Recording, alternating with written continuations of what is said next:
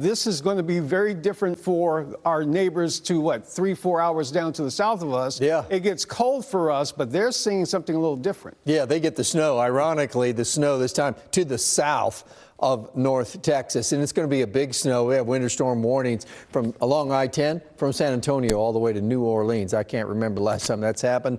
Also, Austin under a winter storm warning as well. This is where the snow is going to fall. There's a low that's off the coast. It's over the Gulf, and it's going to pour moisture into where the cold air is along the coastline. Could be a record snow, biggest snow in the history of Houston over the next 24 hours. New Orleans is going to get really close to the biggest snow in 100 years. Around here, we're more concerned about this cold and these dangerously low wind chills. We've had wind chills in the single digits.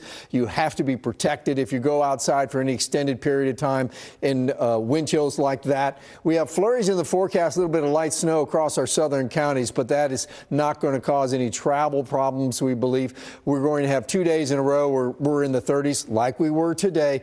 So they're both first alert weather days. Overnight lows are going to be in the teens and low 20s. We're going to break out of this cold Wednesday. We'll hit 50 that afternoon with sunshine, but Wednesday is going to start in the 20s for an overnight low. So this cold air is going to be around just a little bit longer, about another 3 days. 25 degrees right now. We have feel-like temperature of 17, that northeast wind. 34 was the high, 22 was the low. This is the coldest day we've had so far this year. Today was, and it looks like tomorrow morning is going to be even colder. Suddenly this cold air is back. Remember last week, now we had a little reprieve from it. We're right back to this chill that started today and it's going to continue tomorrow. In fact, I think tomorrow morning will be the coldest morning we've had so far this winter. Feel like temperatures in the single digits there briefly.